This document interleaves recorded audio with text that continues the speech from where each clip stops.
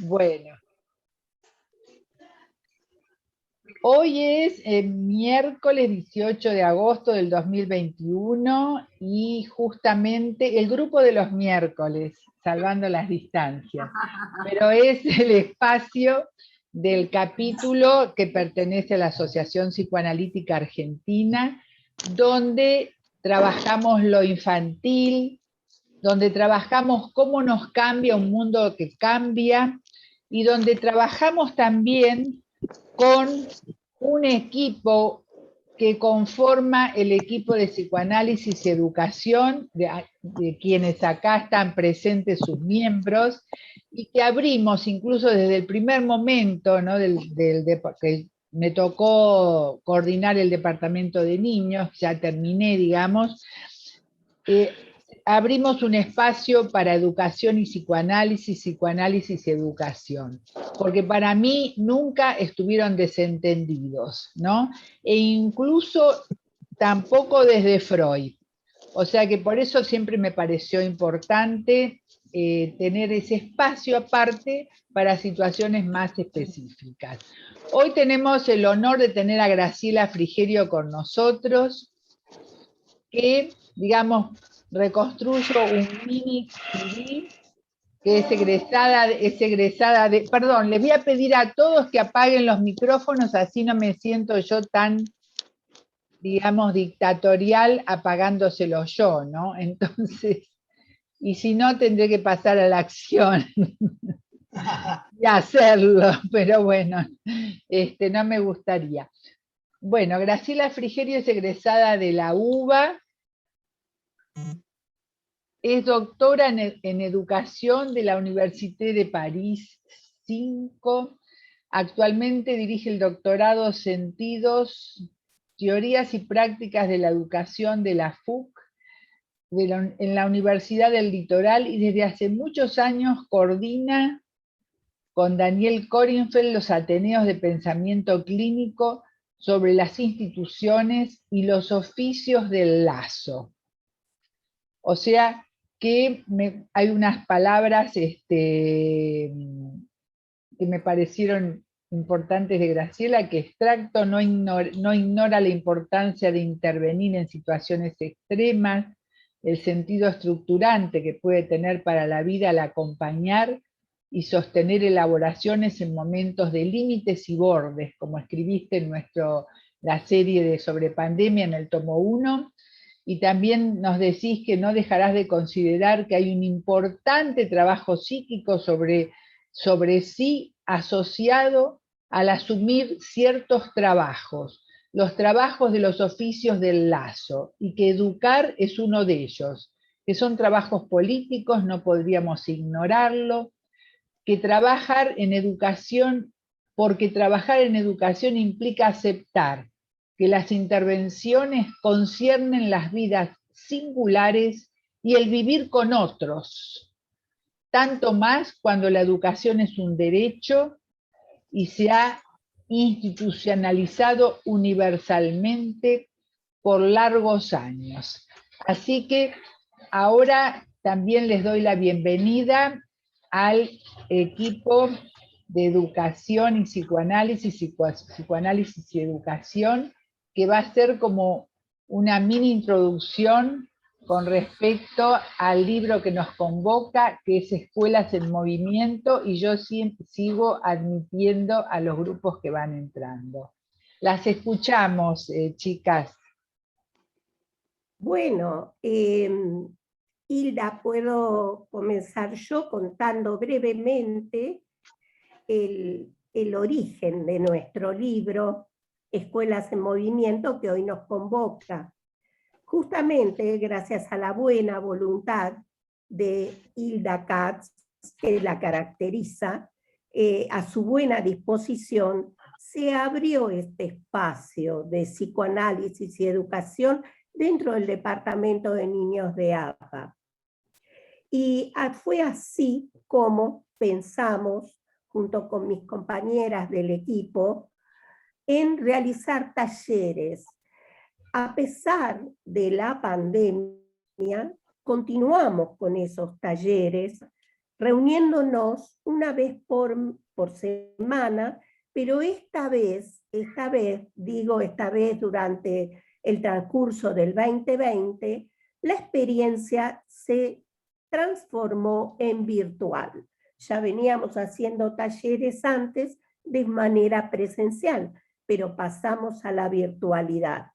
Y fue así como abordamos distintas temáticas, ¿no? Que en plena pandemia se compartieron distintas experiencias acumuladas por los participantes, todos ellos profesionales de reconocida trayectoria, tanto en el nivel inicial, en el nivel primario, en el nivel medio e inclusive terciario y universitario. Y muchos psicoanalistas interesados en el tema de la educación también participaban de estos intercambios. Pudimos reflexionar sobre el lugar del juego y la recreación, que nos parecía que estaba faltando, ¿verdad? Más cantidad de juego y recreación en las escuelas.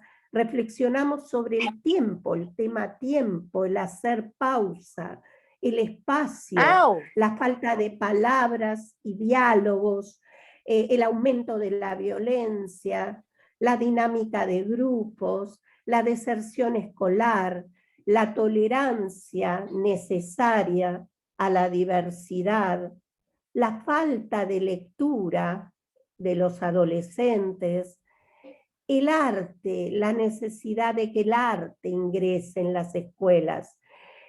También reflexionamos sobre la educación sexual integral y, por supuesto, sobre la educación virtual.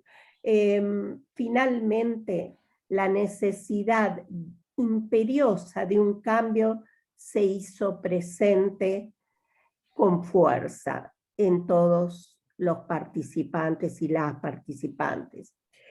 ¿Qué cambiar? Nos preguntamos, ¿qué cambiar con lo que hay?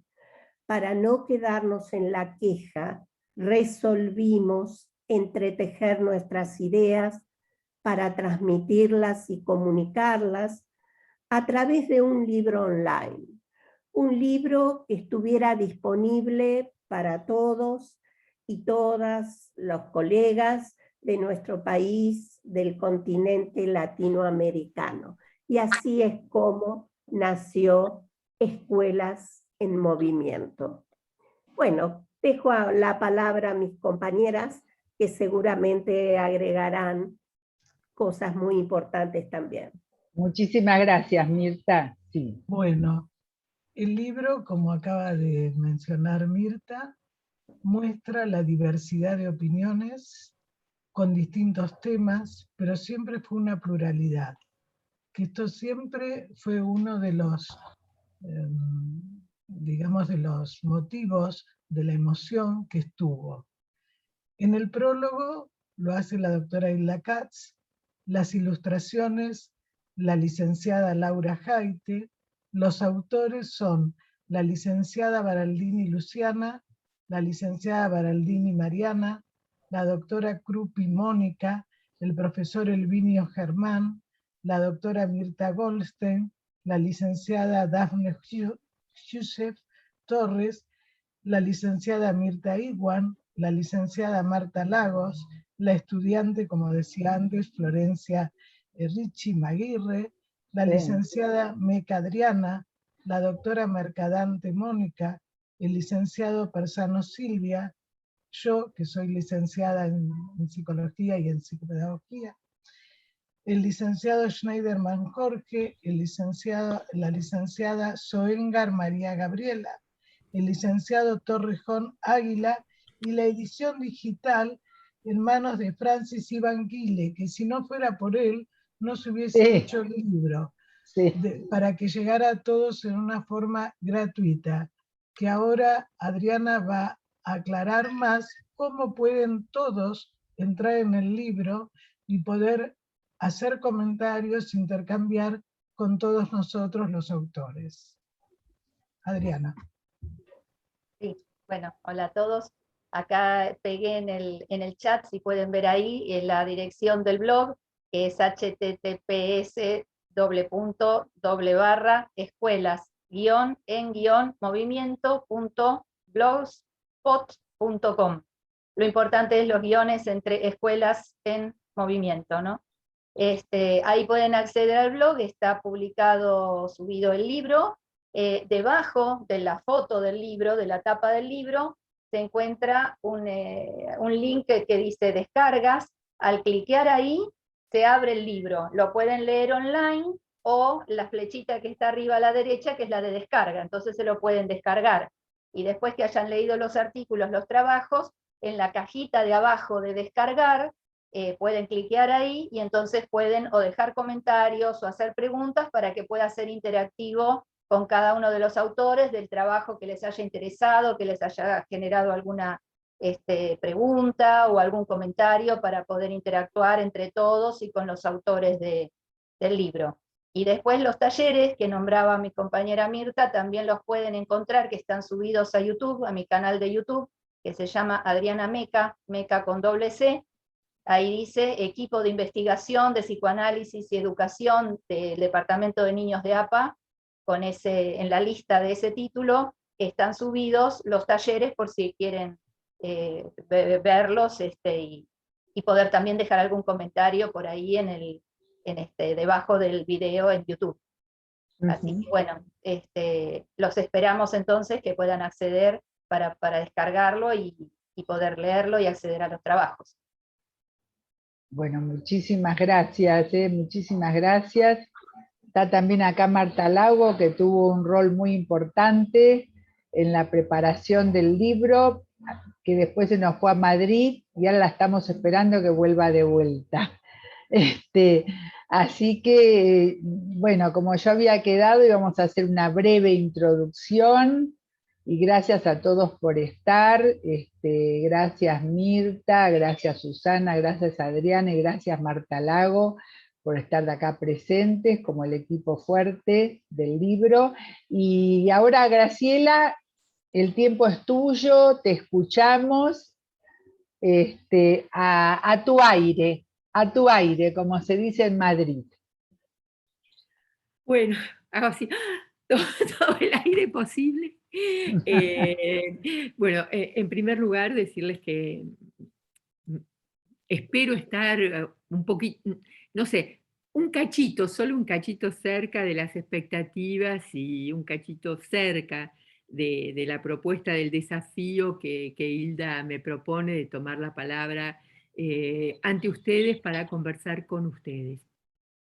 Quiero en primer lugar aclarar que esto no será una conferencia, sino un compartir unos borradores. Ha habido muchos, se han ido renovando a lo largo de los días, acercándose a la fecha de hoy, remodelado una vez más esta mañana, porque bueno, justamente porque las cosas se mueven, digamos, y en consecuencia es difícil no reaccionar frente a lo que está en movimiento. Y como ustedes no ignorarán, estos últimos días hubo algunas oleadas, si no terremotos, en materia de presentaciones sobre la cuestión de la educación. Así que nada, en ese contexto y tomando en parte, tomaré todo lo que pueda la libertad que generosamente Hilda me propone, ¿no? La libertad Hilda la ofrece y después uno tiene que estar a la altura del ofrecimiento. Tomando un poco esa libertad, me voy a permitir compartir con ustedes algunas reflexiones. Lo voy a hacer de la manera desordenada que me caracteriza con muchos de ustedes. Este no es el primer encuentro y saben que trabajo. Eso nos gusta. Gracias, Hilda, gracias. Yo me hice un índice, les voy a decir. Traté de ser ordenada. Es un índice que diría así, en primer lugar, una especie de prolegómeno, un previo, un antes ya, al que le quiero dar el nombre de intersticios, y que quiero vincular con felicitaciones y agradecimientos, para después dar lugar a lo que llamé intercalados, quizás para sostener la idea de los fragmentos, y esto tiene que ver con unas preocupaciones, si ustedes quieren, que voy a intentar, voy a intentar tratar de expresarme para ser clara. No pretendo que ustedes estén de acuerdo conmigo para nada. Digo, No, la no. idea es, por supuesto, debatir, y por supuesto, Hilda, vos me interrumpís cuando te parezca. Pero tengo como un conjunto de preocupaciones que puse como título provisorio: nuevas banalidades. Tengo una exclamación: ¡qué fracaso! Tengo unas cuestiones hacia las que llamé puntos de partida, como reubicaciones en el tiempo. Y una especie quizás de aproximación al cierre, que es acerca del don y que llamé gauchadas. Bueno, voy a tratar de seguir eso, seguramente me perderé en el camino. Voy a intentar comenzar por lo que me había propuesto, antes pero ya, y esto que llamé intersticios.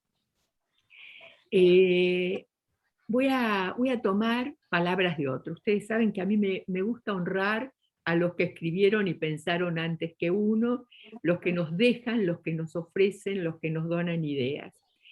Y dice Marcelo Persia: entre bambalinas de acciones dispersas, cada tanto, una barca de sensibilidad aloja restos de naufragio. Qué lindo. Una barca de sensibilidad. Y cuando releía el texto de Marcelo, pensé, a veces los intersticios funcionan así, como barcas de sensibilidades, pequeños espacios-tiempo en lo institucional dispuestos a alojar algo, lo que queda, pero también quizás espacios y tiempos para invitar, tal vez a restos de otras cosas. En todo caso, es una convocatoria, es una invitación. Y entiendo que este espacio oficia para mí, pueden ustedes no identificarse con esto, exactamente con ese intersticio. Yo sé que ustedes no son un intersticio, son un espacio instituido, pero los espacios instituidos también tienen sus intersticios, ¿no? Y esos intersticios, si uno sigue la construcción teórica, Roussillon, Enríquez, los que han trabajado sobre estas perspectivas, ustedes saben que son espacios de un gran potencial. Por supuesto, cuando uno dice espacios de gran potencial, pueden ser potencial de cualquier cosa. A veces son espacios de atrincheramiento, ¿no? Espacios de momificación, espacios de congelamiento, pero lo que nos convoca hoy, que lleva a la palabra movimiento, dice que este intersticio no oficia como un congelamiento, sino que oficia como un espacio donde las cosas acontecen, pasan, transcurren. Oficia como un espacio de relación en el sentido en que Édouard Glissart lo trabaja en la filosofía de la relación.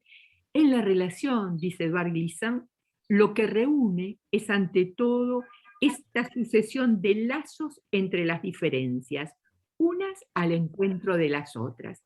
Y cuando uno sigue la trayectoria de Hilda y de todos ustedes, cuando uno sigue también muchas de las cosas que pasan en las instituciones y en algunas de las que llevan el nombre de instituciones educativas, uno sabe que algo de esto a veces acontece. Acontece no sin esfuerzos, acontece no sin toparse con obstáculos, acontece no sin autohabilitaciones, porque acontece no sin inhibiciones. Es decir, las instituciones proponen todas esas cosas, a veces habilitan, a veces clausuran. En todo caso, hay algo que me llamó la atención. Yo vengo trabajando sobre la noción de intersticio hace años, pero me he encontrado con que hay una especie como de resurgimiento en distintos contextos, como de la perspectiva psicoanalítica para pensar lo grupal, y que retoman muy seriamente la cuestión de los intersticios en su función vivificante. No me refiero en particular a la gente que ha estado asociada con Fouquier. Y ellos dicen el intersticio, y casi como que dejan entre paréntesis, o no sé, no han subrayado que en el intersticio también pasan otras cosas, y sabemos que pasan otras cosas, pero insisten en tiempos de pandemia en que buena parte de los intersticios ofrecen una función restauradora, reconstituyente, instituyente, creadora, ellos dicen de equipos. Como la palabra equipo está un poquito manoseada, vamos a sostener las relaciones en los términos en que Glissant las planteaba, ¿no? Como una sucesión de lazos. Ustedes saben que no es lo mismo relación que lazo para el psicoanálisis remite a cuestiones mucho más fundantes, por decirlo de alguna manera, arcaicas también, si ustedes quieren. En todo caso, digamos, un intersticio, este intersticio que propone un movimiento, digamos, ofrece, me parece, un potencial de ligazón. Al proponer una desmutización mediante... Qué buena esa palabra. Desmuteen. Porque viste que estamos todos muteados, pero resulta que hay un intersticio que dice desmutéese. ¿Cómo se va a desmutear? Escribiendo, ¿no? Exacto. Digamos, es una manera también de tomar la palabra y de echarla a circular. En consecuencia paso a ese punto que había en mi índice, que era felicitar y agradecer y alegrarse. Felicitar a Hilda porque, no les voy a decir yo a ustedes, Hilda es de verdad un motor, ¿no? Es una impulsora, es alguien que pone en movimiento, que acompaña el movimiento y que en ese movimiento no deja de hilar, no deja de tejer, ¿no? Teje lenguas de disciplinas, teje cuestiones que tienen que ver con, digamos, con el arte, con la creatividad. Bueno, felicitar a Hilda y felicitar a todos los que trabajaron de ese libro, incluida la persona que encontró formas de ligar mediante las ilustraciones, ¿no? Que también propone para el libro un plus, si ustedes quieren, otras líneas para tomar la idea de Ingold y el valor de la línea, ¿no? Esa ilustradora que agrega pinceladas entre páginas, pinceladas que tienen el valor de las palabras. En todo caso, si me alegro y si la felicito, y esto no quiere decir que tengamos que acordar con todo, que no podamos discutir posiciones, digo, el libro ofrece una paleta amplísima de generaciones, de perspectivas teóricas, de objetivos de reflexión, pero en su conjunto me alegro porque esa escritura, como otras, me parece que constituyen un punto muy importante, porque las recibo, si ustedes quieren, las leo como trazos para un archivo de un fin de época. Sí. Trazos para un archivo de fin de época. Aquí quizás lo que yo subrayo, podríamos subrayar cada una de estas partes, dándole a cada una, a la de trazos, a la de archivo, ¿no? Son palabras que tienen una potencia, una fertilidad, pero en todo caso, podríamos decir, una ayuda a memoria para que no pase con el tiempo desapercibido un fin de época. Me centro en el fin de época. Sin duda es una expresión quizás exagerada. Si ustedes quieren, podrían decirme que así a veces te sale esa beta dramática, trágica, qué sé yo, como ustedes quieran llamarla. Pero yo creo que estamos viviendo tan un fin de época que es casi inadmisible. Es decir, me parece que estamos en un fin de época negado. Estamos como fingiendo demencia. No ha terminado nada ha concluido, nada ha cambiado. No, rápidamente todo, no importa, porque rápidamente todo ¿va a qué? ¿No? Pero, a ver, fíjense, y ustedes me invitaron, porque, digamos, yo lo que le quiero agradecer a Hilda es que, más allá de que yo sea torpe en mi capacidad de expresarme, cada una de las invitaciones de Hilda me obliga como a pasar de borrador en borrador a algo un poco más claro, unas exigencias del pensamiento, ¿no? Y eso es una virtud que destaco, Hilda, y que agradezco. Entonces, digamos, fin de época, ¿no? Un fin de época muy contundente. Estaba leyendo hoy, porque me llegó en estos días, un texto de Jean-Luc Nancy, el filósofo, que propone una vez más reconsiderar el concepto de lo político, la política, las políticas politiqueras, ¿no? Y que vuelve a denunciar, es una actividad que Nancy viene haciendo desde hace años, la erosión de esos términos, la desaparición de ciertos sujetos políticos colectivos y, en consecuencia, vamos a decirlo para engancharlo con algo que quiero abordar, una banalización ¿no? De aquello que sin duda concierne y afecta la posibilidad misma de vivir con otros, entre otros. Bien, entonces tenemos un fin de época, que un incendio aquí, que una inundación allá, que un derrumbe de ciertas solidaridades, que una angustia por la desaparición de posibilidades de intercambio. Miren, si uno va a Pascal Quignard, ustedes saben, Quignard es un autor que escribe de una manera muy interesante, muy atractiva y a mi modo de ver, muy sofisticada. No estoy segura a él como a otros de entender siempre lo que quiere decir, pero a veces cuando lo leo me siento como que ha logrado encontrar unas palabras para dar cuenta de algo de lo que se siente, ¿no? Y él dice, carencias que se impacientan en nosotros hasta la angustia, miedos que nos dominan, vértigos que se abren bajo nuestros ojos despiertos, ¿no? Y dice, sin que uno haya esperado esto, frente a nosotros algo acontece, frente a lo cual nos quedamos totalmente desprovistos, como náufragos. Y asocia la idea del naufragio, es una idea también que Marcelo Percy está trabajando, pero dice Quignard, como Ulises, canto después del canto, descubriéndose, redescubriéndose desnudo, saliendo del sueño, avergonzado, enmalezado, sucio, sorprendido en otra orilla, ¿no? Y a mí me parece que esto es algo de lo que algunos estamos registrando. Quizás así, como saliendo de un sueño, ¿no? Como enredados, no en red, enmarañados, ¿no? Es decir, la palabra red y redes ha sido objeto de una banalización profunda y la verdad nos encontramos con más marañas que redes en buena parte de las ocasiones. Entonces, sigo ahí. Digo, un archivo para un fin de época. Y en ese archivo para fin de época acontece que en algunos intersticios, entiendo en el que ustedes constituyen, al que ustedes convocan, en el que pasan unas cosas, y me gustó la introducción que hizo Hilda en el escrito, ¿no? Una cuestión sin prepotencia de certeza, una cuestión que admite lo que está haciéndose, lo que está siendo pensado, lo que no quiere entronizarse, ¿no?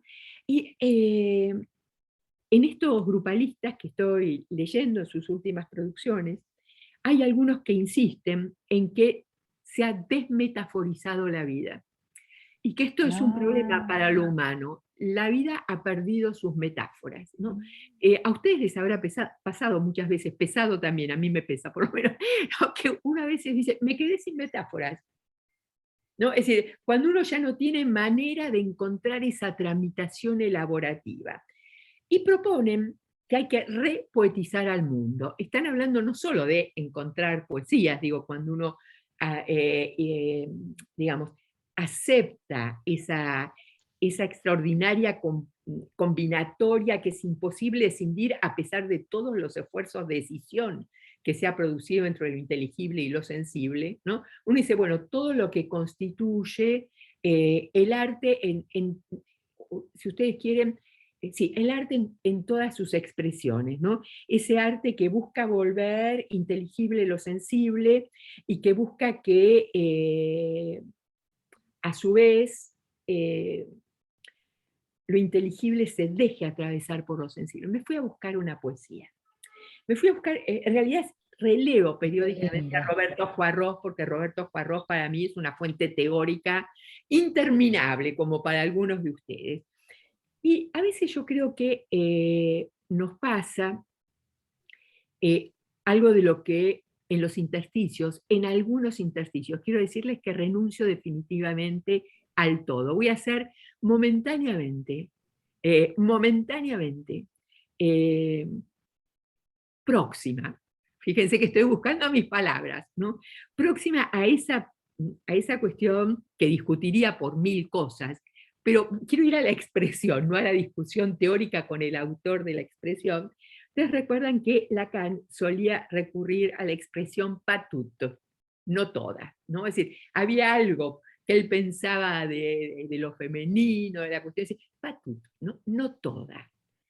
Ampliemos, expandamos eso, ¿no? No todos, no todos, no siempre, no al unísono, ¿ok? Roberto Juarros. Hay mensajes cuyo destino es la pérdida. Palabras anteriores o posteriores a su destinatario. Con esto, digamos, no sé a ustedes, pero a mí me suena esa cuestión de buenos y malos destiempos, por llamarlo de alguna manera, ¿no? Bueno, palabras anteriores o posteriores a su destinatario. Imágenes que saltan del otro lado de la visión. Signos que apuntan más arriba o más abajo de su blanco. Señales sin código. Mensajes envueltos por otros mensajes. Gestos que chocan contra la pared. Un perfume que retrocede sin volver a encontrar su origen. Una música que se vuelca sobre sí misma, como un caracol definitivamente abandonado. Pero toda pérdida es el pretexto de un hallazgo. Los mensajes perdidos inventan siempre quien debe encontrarlos. Quiero aquí como colocar una variación, si ustedes quieren, una expansión alrededor de lo perdido, ¿no? Porque nadie es sin pérdida. Por eso es no todo, ¿no? No hay sujeto sin algo perdido, sin algo extraviado. Pero también, digamos, uno podría abrir eso a algo que me importa, que es la idea de ahuecar para dar lugar. Vieron que cuando uno tiene que incorporar otra cosa, tiene que hacer espacio, es decir, tiene que hacer espacio donde aparentemente el espacio está lleno, ¿no?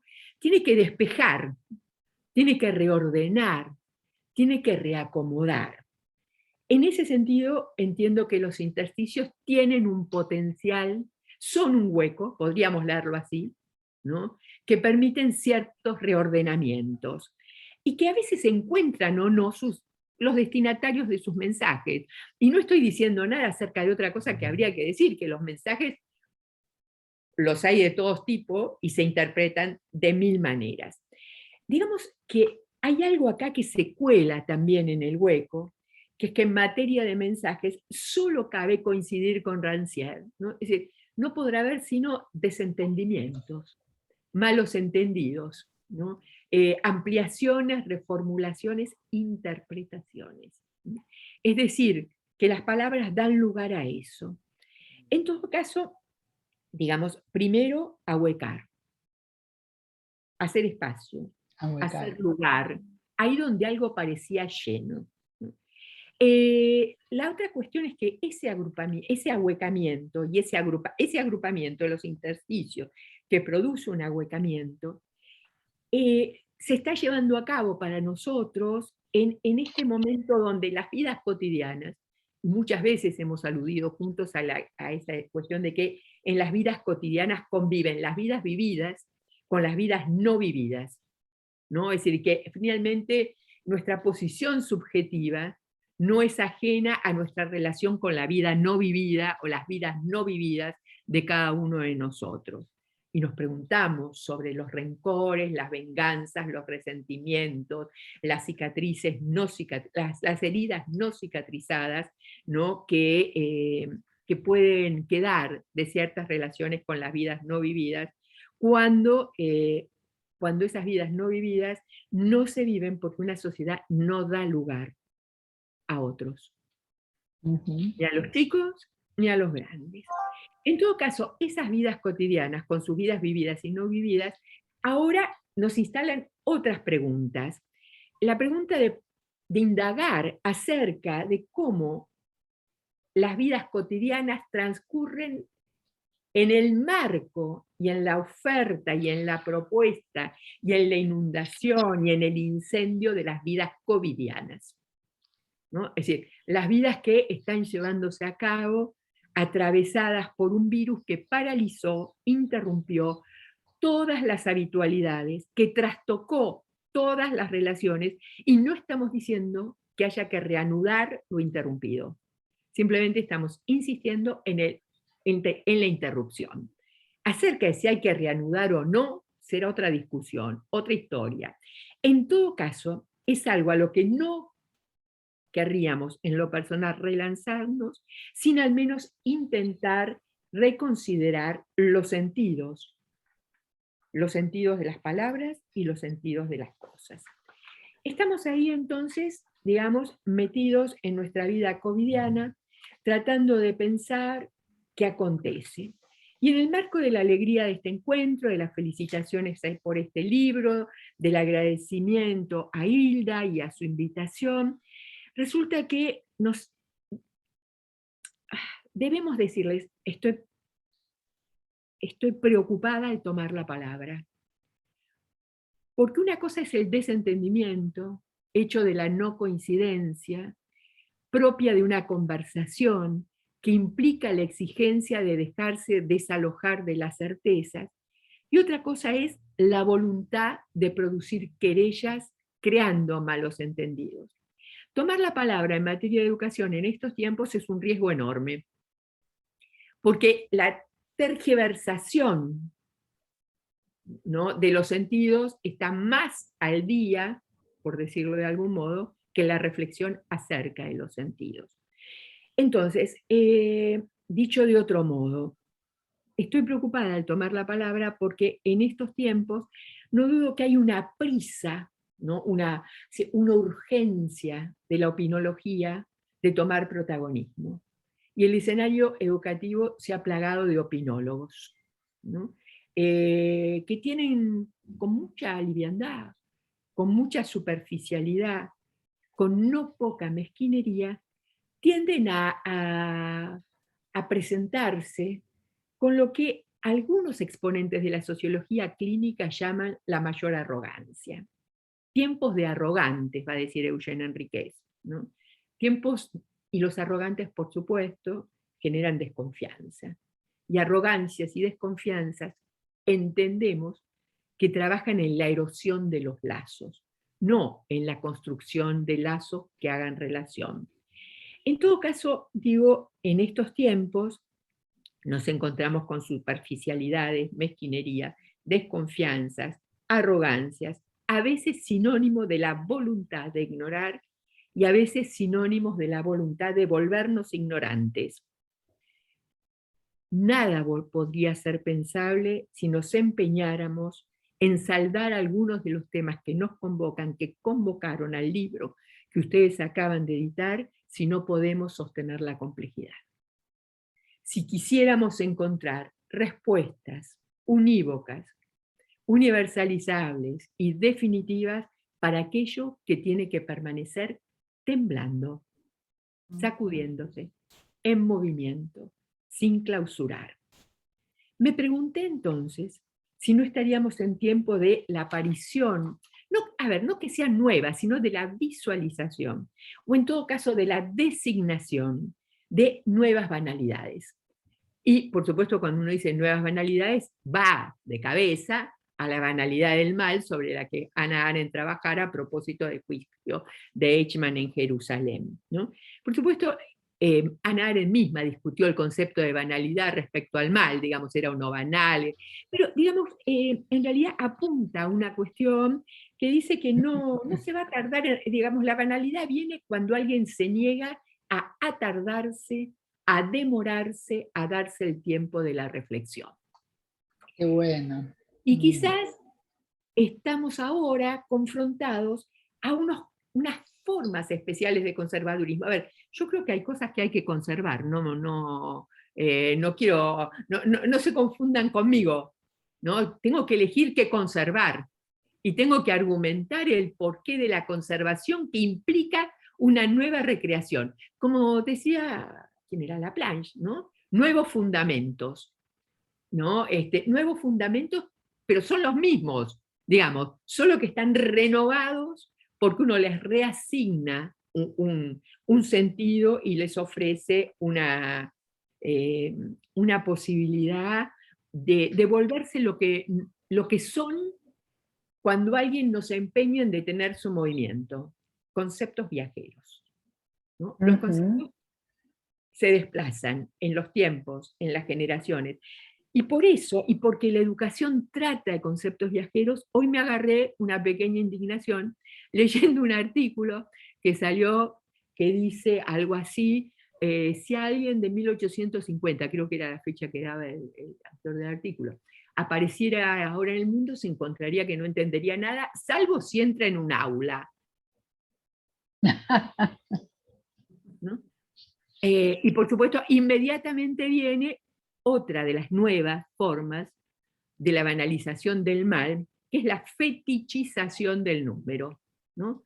Porque estamos en el siglo XXI. ¿Y qué miércoles es el siglo XXI? Dios, un Dios incuestionable. El siglo XXI dictaría algo, ordenaría algo, querría decir algo, sería el verdadero norte, la Meca. No sabemos qué. El siglo XXI será un tiempo que pase en el que acontecerán las cosas, algunas de las cuales serán las que nosotros produzcamos.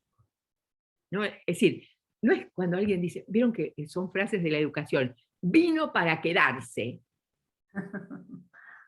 Nada podría quedarse a menos que uno acepte, ¿no? Y recordaba cuando era Barenblith, ¿no? Hilda, que decía hace muchos años, en uno de los primeros encuentros internacionales que se hizo sobre instituciones en la Argentina, Barenblith decía, ¿por qué hemos cedido tanto? Sufrimos porque hemos cedido lo que no nos pidieron que cedamos, ¿no? Entonces, llegó para quedarse. ¿Qué? ¿Quién? ¿Por qué? ¿Dónde estamos? ¿Cómo hicimos para borrarnos a nosotros mismos? Esto me lleva a la cuestión del fracaso, pero no me quiero todavía meter ahí porque quiero un minuto más. Hilda, vos me vas diciendo cuando tengo que ir terminando. Sí, estamos encantados de escucharte. No, yo Un les placer. agradezco, pero no quiero exagerar. Y de seguirte en esos conceptos viajeros, ¿no? Que dijiste, que vamos acompañándote en el viaje, con mucho placer. Ustedes son una excelente compañía. De verdad. Bueno, estamos ahí, ¿no? La nueva banalidad del mal tendría todos esos nombres. Fetichizar las tecnologías, fetichizar los números, tendría el nombre de un conservadurismo que dice más cuenta de la compulsión de repetición que del intento de guardar algo estructurante para la vida. Y por supuesto, una de las formas de la opinología es la anulación categórica de toda reflexión crítica. Es una redundancia que detesto hacer. Si hay reflexión, hay crítica, pero digamos, vieron que te dicen pensamiento crítico, si se piensa ya es crítico.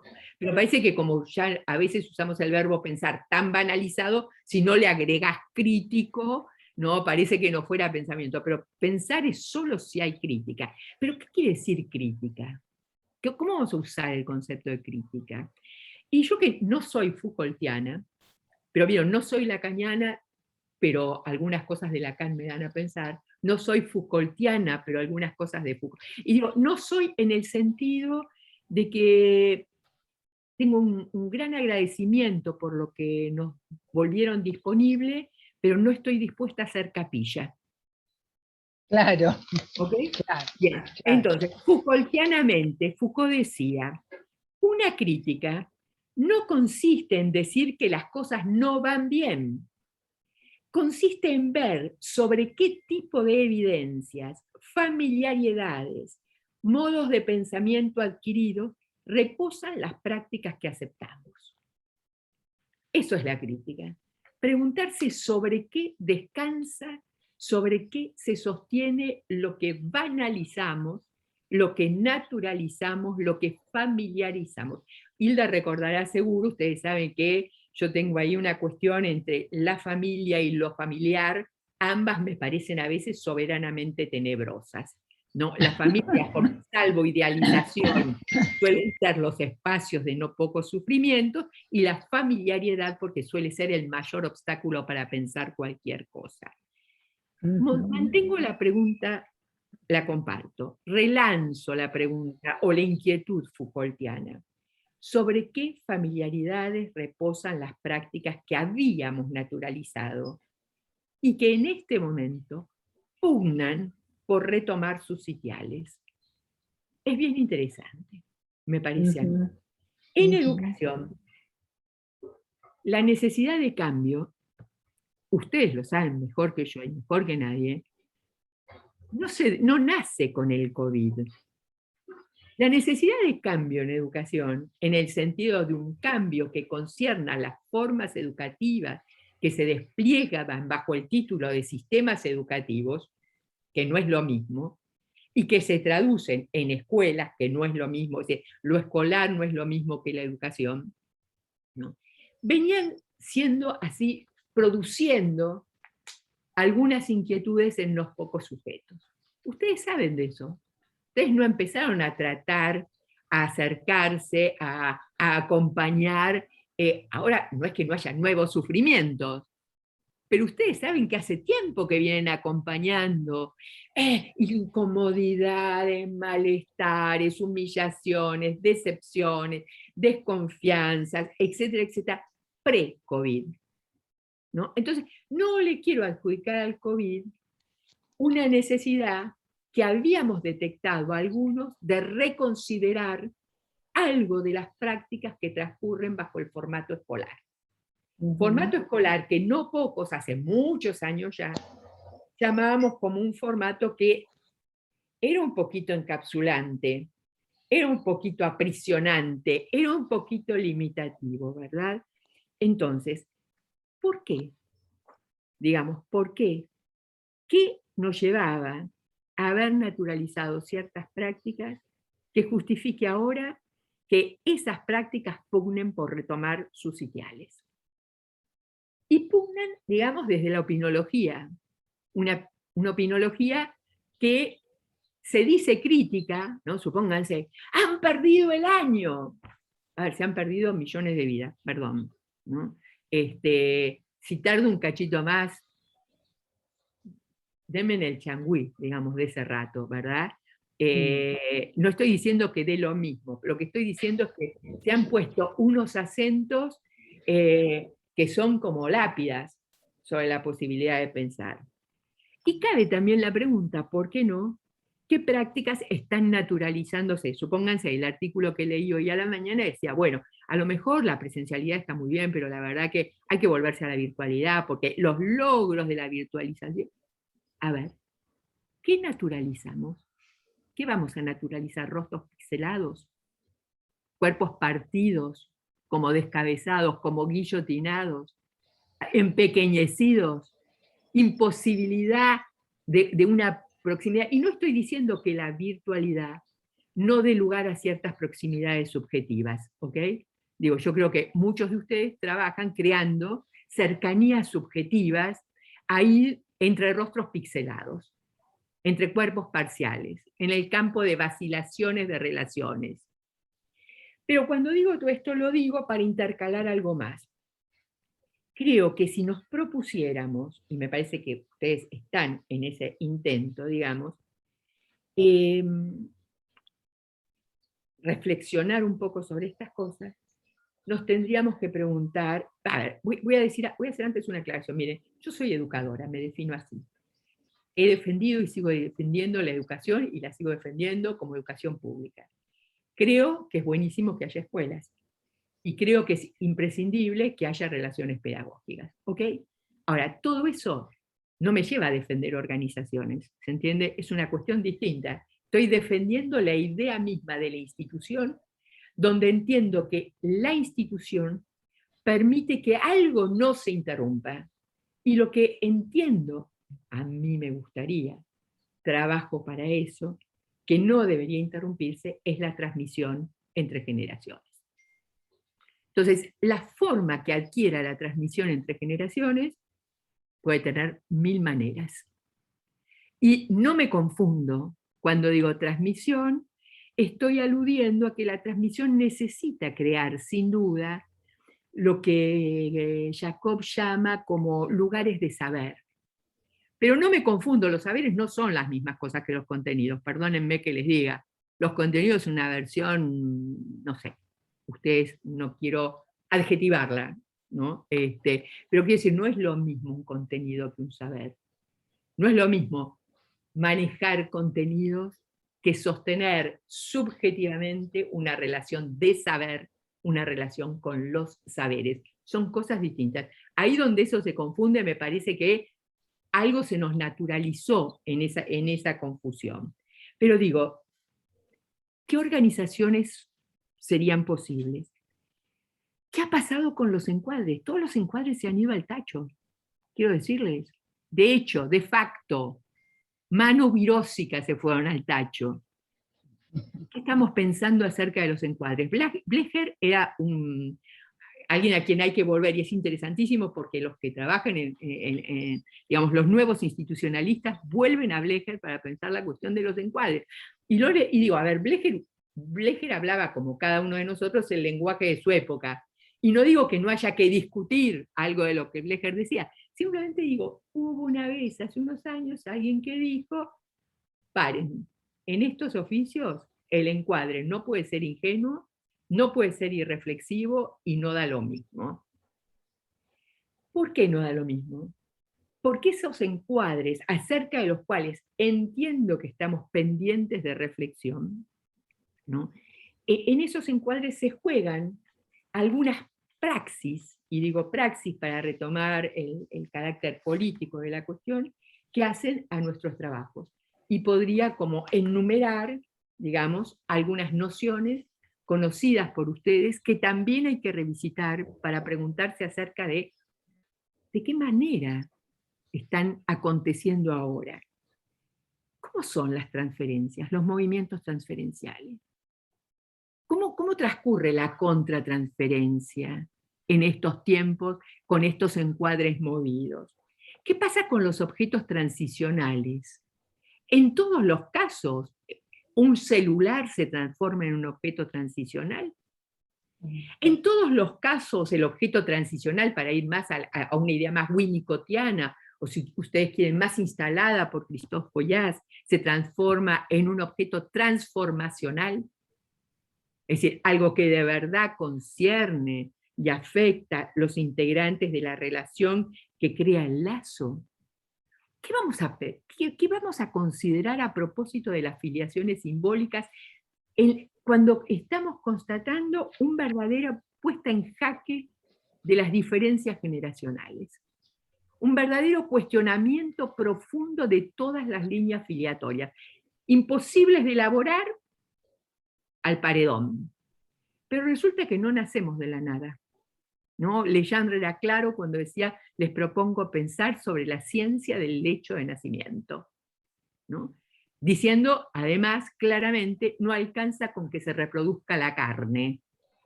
Hay que poder echar a rodar la pregunta acerca del por qué. Eso es lo que nos hace, parecería, sujetos de la palabra. La pregunta acerca del por qué. Pero lo cierto es que ahora los fantasmas de autoengendramiento, ¿no? Sí. Andan a toda máquina, por decirlo de algún modo. A ¿no? toda máquina. A sí. toda máquina. Y les agregamos, con total desparpajo, ideas que hemos naturalizado de eslogans de los opinólogos, por los cuales nos encontraríamos ante una generación de nativos digitales. Perdónenme, utilizamos la expresión sin preguntarnos el alcance simbólico de esa desafiliación. Claro, claro. No, todavía, puede que sí, puede que en los movimientos de los transhumanos, efectos de la inteligencia artificial, los cyborg, etcétera, etcétera, en algún momento saldremos quizás de las pantallas. Por el momento tenemos engendradores. No estoy diciendo ni padres ni madres, digo engendradores.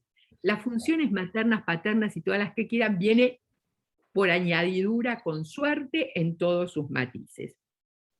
En todo caso, sobre estas cosas creo que sería interesante poder interrogarse. Interrogarse desde la perspectiva que en el prólogo del libro Hilda ella instala, no vamos a instalar, no venimos a instalar otra certeza. Pero por el momento, para que se abra la novedad, tal vez haya que tomar esta expresión, ustedes perdonarán, ¿no?, que yo quería intercalar. ¿Qué fracaso? Qué bueno. ¿Qué fracaso el nuestro? ¿No? A ver, les voy a leer dos cosas de otros. Ustedes saben que yo he trabajado un cachito en Haití, y por eso cuando sale algo sobre Haití lo leo, y salió entre otras cosas, y salió un artículo de Eduardo Gruner a propósito de Haití, y a propósito del modo en que Occidente castigó a Haití, el fracaso de la revolución. Y Gruner dice, bueno, Haití fracasó la revolución, ha sido derrotada, no quiero entrar en el problema haitiano, pero quiero sí traer una asociación que Eduardo Gruner trae. Él dice, hay un par de asociaciones. Una tiene que ver con William Faulkner, ¿se acuerdan? Ese escritor maravilloso, El sonido y la furia, etcétera, ¿no? Sí. Que en una célebre entrevista, dice Gruner, le dijo a un periodista, no se vaya a creer que es fácil fracasar. A mí al principio me costó mucho y después me fue saliendo cada vez mejor. ¿No? Con lo cual, el fracaso no es así un destino, ¿no? Resultaría, sugiere Faulkner, de un esfuerzo. Trae la segunda asociación, Gruner. La otra, dice, es de Orson Welles, quien dijo, yo empecé desde muy arriba y tuve que trabajar mucho para llegar hasta abajo. Estas frases, dice Gruner, me interesan porque ponen el acento en el proceso, en el esfuerzo por fracasar, ¿no? Y no de forma fetichista en el resultado final. ¿Qué estamos diciendo?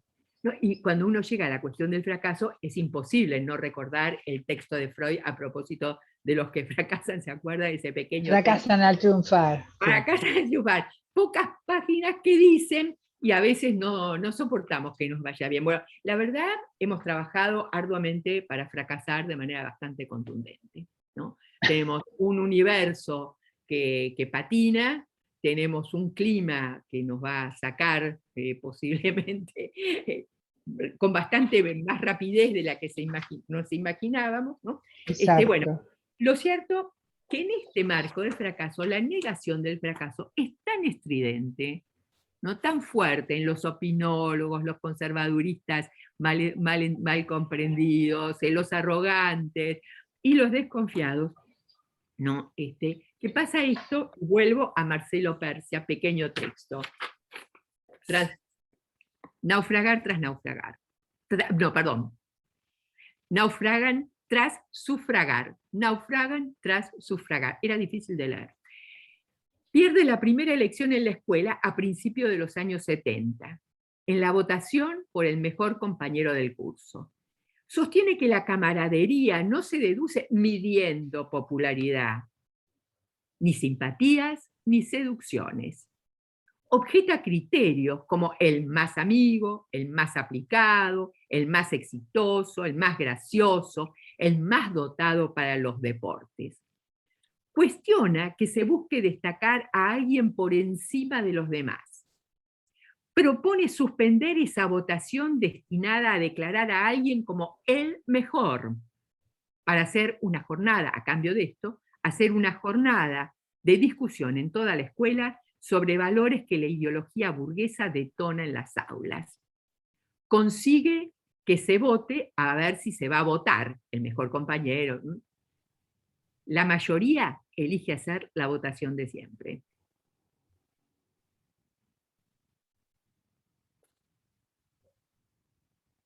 Atrás.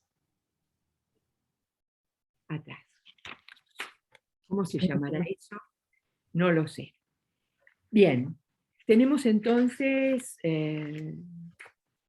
banalizaciones, banalidades, nuevas formas de la banalidad del mal y un estrepitoso fracaso. Y en el marco de eso tenemos también, para no inundar con algo que no es todo, aunque forme parte, tenemos otras cosas.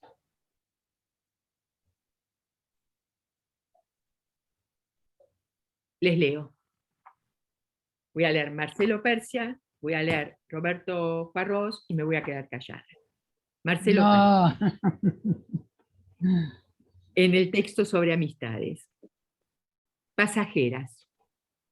No preguntan, no piden, no especulan. Hospitalidades en las emergencias se llaman gauchadas. Consisten en ayudas que se dan sin esperar nada ni especular beneficio. El encanto de las gauchadas reside en que ofrecen algo a alguien que nunca antes se ha visto y que no se volverá a ver. Las gauchadas dan la disponibilidad de dar. ¿Quién pregunta, ¿me hace una gauchada? No exige, reclama ni demanda. Tienta a dar. A su vez, quien hace la gauchada no consuma una entrega heroica ni sacrificial. Ejercita cercanías. Gauchadas. Se ofrecen como proximidades propensas a una amistad efímera. Esta perspectiva de la gauchada es una manera, en mi lectura, de reanudar, de retomar una relación con el viejo concepto trabajado por la sociología, en particular por Marcel Mauss, de el don, retrabajado en la actualidad por Francesco Calegaro, por Vincent Decombe, etc. El don. El don tiene más de una lógica, una cosa es el don para Mauss, otra cosa es el don para Derrida, otra cosa es el don para Calegaro. En todo caso, en los lazos, el don se pone en juego. Y en los oficios se pone en juego en la relación, el don, entre contrato y don. Dos lógicas, una lógica de intercambio y retribución y una lógica de esa disponibilidad para la gauchada, en los términos de Marcelo Persia. En fin, ¿de qué se trata? Se trata, como dice Roberto Farrós, de empujar. Para mí, pueden no estar de acuerdo, de empujar el parpadeo de lo que se sabe, como el niño empuja su juguete hasta el borde de la mesa y lo deja caer, sin por qué. Quizás para jugar con su lugar vacío. Muchas gracias. Bueno, por favor desmutéense porque tenemos que dar un aplauso. Gracias. Impresionante. Maravilloso. Impresionante, Muy generosas, impresionante. ustedes son muy generosas. Maravilloso. Graciela. Bravo, Maravilloso. bravo, bravo, bravo. A Muy tu bueno. aire total, Bravísimo, maravilloso, bravísimo. bravísimo, Muy bueno, bravísimo. un placer Muchas escucharte. gracias. Un placer, un placer. Acá hay algunos colegas que estudiaron también en París, que por ahí se conocieron por ahí, no sé, Vicky. Sí. No sé, Jussieu y después la Sorbonne. Buen lugar, Jussieu. Ah, La Sorbonne también, digamos. sí, París 7, era en mi París época. 7, claro. Bueno, Jussieu es un 70. centro actualmente de pensar bien interesante, la verdad. Sí. Sí, sí. Yo anduve por París 5 y por París 10, por la Descartes y por Nanterre, no por Jussieu. Sí, era donde estaban la Planche, Pontalis y bueno, todos los otros de la Nouvelle Revue. Sí, Los pibes, la nueva generación, claro. Qué No, fantástico. yo estaba con Viviane Samberg-Matí en Sociología en París 5 y con Didier Ancier, Roger Doré, Barrois Wow. en París 10. Así que ¡Wow! ¡Wow! era del Santán, ¡Wow! digamos. Total. Del Tantán. Claro, teníamos ahí la presentación de Malard que sostenía Roger Doré con una maestría impresionante. Así que Impresionante. Hay Con tantas Villoché, puntas. ya. Con Willoché. ¿cómo se llama? Ay, acabo de olvidar, el crisis de niños. Levovicí. Sí, Yo estuve con Levovicí, mi paso fue más cortito, fue 20 días con Levovicí en seminario. Maravilloso. En presencia allí o a través de los libros, ninguno de los que está aquí entre nosotros carece de filiaciones simbólicas a las que quiere honrar. Exactamente. Siendo fiel al recordarlas y lo adecuadamente infiel, como Derrida lo sugeriría, como para poder crear nuestros propios caminos. Así que muchas gracias. Así es. Vos sabés que, bueno, acá yo creo que muchos quieren hablar, me ha dejado Inés Basquino, Inés, corregime, que me ha dejado en el chat archivos de fin de época, nadie es sin pérdidas, sin prepotencia de certeza, se ha desmetaforizado la vida, volver a poetizar el mundo. Inés agradece muchísimo esas palabras, eso que fue extractando, ¿no? Todos extractamos un montón de maravillas. Yo pensaba si lo que nos traes tiene que ver con lo que dice Atalí en este último libro, que decía que para no hacer sufrir hoy de la pandemia a los niños de 10 años, de la dictadura a los 20 y del desastre climático a los 30, es necesario pasar lo antes posible de una economía de la supervivencia a una economía de la vida. No sé si esto, digamos, sentí que estaba en relación lo que vos estabas trayendo, ¿no? Y en eso, digamos, digamos, como para pensarlo, ¿no? Por ahí, en esa misma, digamos, expandiendo eso, ¿no? Quizás se trate de economizar las vidas, en este sentido quiero decir economizar las muertes, economizar los daños, ¿no? Es decir, que se produzcan, economizar en el sentido de que no abunden, ¿no? De que nos ahorremos lo mortífero, ¿no? Es decir, que no echemos a circular lo mortífero, ¿no? En esta cuestión.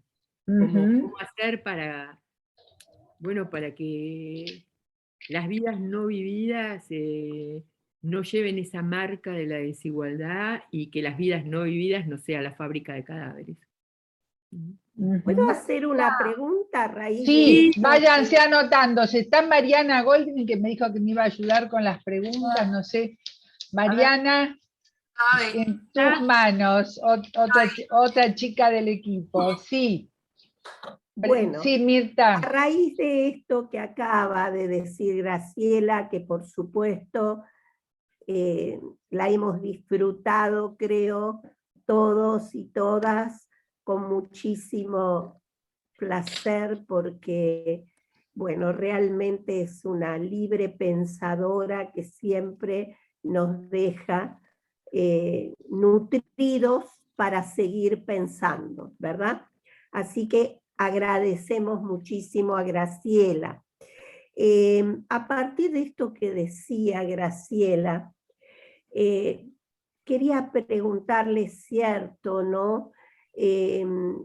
Que quizás el desafío más importante que tiene la escuela hoy es posibilitar el apoyo y acompañamiento de los jóvenes. Sabemos del aumento de la deserción escolar, que por supuesto, como también lo dijo Graciela, había una pandemia antes de la pandemia, ya venía la deserción escolar, ahora por supuesto se agudizó, ya venía el suicidio de los jóvenes y por supuesto en pandemia se agudizó, pero es cierto que había una pandemia antes de la pandemia y que el cambio lo veníamos pidiendo y necesitando desde hace muchos años. Es cierto. Entonces, voy a una pregunta. Creo que, y también lo escribimos y lo pensamos con Carlos Tehuel en su libro las crisis de las parentalidades, creo que los adultos estamos atravesando una fuerte crisis, y pregunto, tal vez Graciela me pueda ayudar en esto, ¿qué es lo que nos dejó perplejos como adultos antes de la pandemia, ¿no? Al mirar a las juventudes, al mirar a los estudiantes, al mirar a nuestros hijos? ¿Qué es lo que nos dejó perplejos? Bueno, muchas gracias, Mirta. Traten de ser lo más sintético posible. Sí, Mariana, sí, ¿quién? Gilla y Viviana. Viviana Cerebrensky. Y Graciela, te quiero agradecer. Sean sintéticos porque hay muy poco tiempo para preguntas y respuestas. A Graciela quiero agradecerle un montón porque es un semillero de ideas que me dejó para reflexionar realmente. Cuando la escuchaba, recordé en el último libro que compiló Hilda, que los autores psicoanalistas argentinos y extranjeros trabajaron, en el epílogo hay algo de Morén que me gustaría, son 7 renglones, leerlo porque me acordé mucho con lo que Graciela trajo. En este sentido, el confinamiento podría dar lugar a una crisis existencial saludable en la que reflexionaríamos sobre el significado de nuestras vidas profundamente. Esta crisis es antropológica, nos revela el rostro lisiado y vulnerable del formidable poder humano, nos revela que la unificación tecnoeconómica del mundo creó al mismo tiempo que una interdependencia generalizada, una comunidad de destinos sin solidaridad. Yo le quería preguntar a Graciela, porque al escucharla me surgió, si la educación en un futuro no podría tener una amalgama más intensa de educar en los valores también, en el cuidado por el otro, en el lazo con los otros, que me parece que eso es algo que es previo a la pandemia, pero que en estos momentos, no sé, yo lo siento como algo muy, muy importante, ¿no? Bueno, y agradecerte profundamente porque además vos dijiste algo así, si te recuerdo bien, como que eras media torpe o desordenada. Para mí fue un lujo poético escucharte, aparte de todo el contenido que brindaste. Así que gracias. Muchísimas gracias, Gilla, porque representaste también lo que siento. Gracias. Viviana Cerebrensky, perdón. Sí, te entiendo porque no es sencillo. Y siempre cuento que en segundo grado jugábamos al ahorcado con mi apellido, así que imagínate si hemos aprendido a escribir. Hablando de jugar, ¿no? Y la importancia. Bueno, primero voy a tratar de ser rápida porque nos queda poquito tiempo. Quiero agradecer a Graciela por un placer escucharla, agradecer también a Hilda, agradecer este espacio. Siempre voy a celebrar los encuentros entre el psicoanálisis y la educación. Y me quedé, Graciela, con esto que traías acerca de los intersticios y el no todo. Me parece que la pandemia nos dejó en un intersticio en nuestras vidas. Fue una interrupción de una inercia que uno esperaría que sea aprovechado para algo en algún sentido, ¿no? Esto de crear espacio para pensar. Me parece que necesitamos espacios para pensar, la escuela necesita habilitar espacios para pensar. Veníamos de una inercia de total acción, somos una sociedad y un mundo de acción, y donde falta espacio potencial precisamente para pensar y para crear. Y me parece que, bueno, vos traes algo de esto, de estos espacios potenciales que también me recordó al espacio potencial de Winnicott, ¿no? Donde ocurre de todo, ¿no? Y donde me parece que necesitamos habilitar más de esto. Y por otro lado, bueno, pensaba en cuánto el psicoanálisis le debe a la docencia, cuánto los docentes necesitan de nuestro acompañamiento, de nuestro apoyo. ¿Qué pensás vos de esto? Y bueno, vuelvo a agradecer sí, a todos. Está Susana Racinski, yo diría de cortar para que pueda responder Graciela. Sí. Susana. Bueno, siguiendo un poco lo que recién acaba de decir Viviana, evidentemente nuestros inconscientes se asocian. Yo pensaba en lo que vos decías, aparte de agradecerte, Graciela, cuando vos hablabas de una barca de sensibilidad arroja restos de naufragio. Y después hablaste de la transferencia y contratransferencia. Y esto lo voy a asociar con lo que recién dijo Viviana, pero quiero tu opinión. ¿Qué pensás vos, digamos, con respecto a la necesidad de que el docente o todo el equipo que trabaja en educación, acompañado por lo que decía recién Viviana, desde la escucha del psicoanálisis, y ahí voy en la relación del psicoanálisis y la educación, para que puedan tener elementos para poder traducir esos restos de naufragios que traen los jóvenes, que traen los educandos?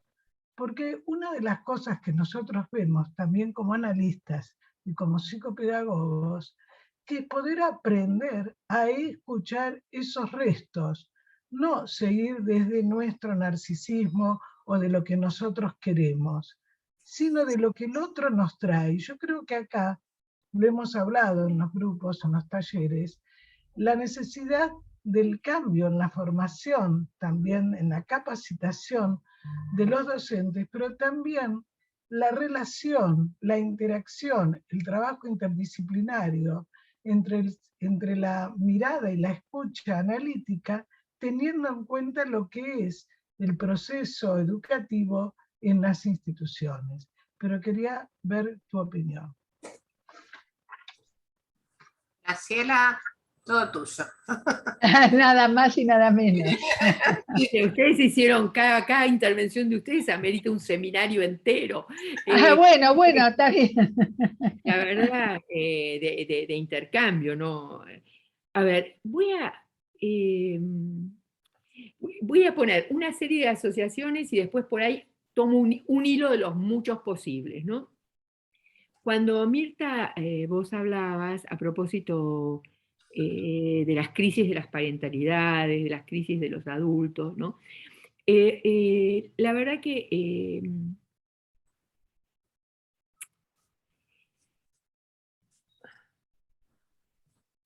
ser hijo, ser descendiente nunca ha sido sencillo, digamos, ¿no? Y cumplir funciones paternas o maternas tampoco. Esta semana Dani Konifel me había leído un artículo que había salido de un japonés, abogado, no sé si es abogado, un japonés, pero como un joven, no sé, como 30 años, que le inicia juicio a sus padres para exigiéndole que lo mantengan, que se comprometan a mantenerlo durante toda su vida porque lo trajeron a un mundo sin preguntarle, sin pedirle su permiso, ¿no? Y la madre dice, no sé por qué a este chico se le hace sabiendo que su padre y yo somos abogados, ¿no?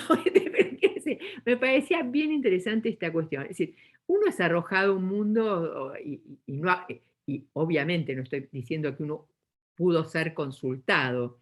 Lo que digo que hay que vérselas unos y otros con el acontecimiento de encontrarse ahí, ¿no? Arrojados unos a otros.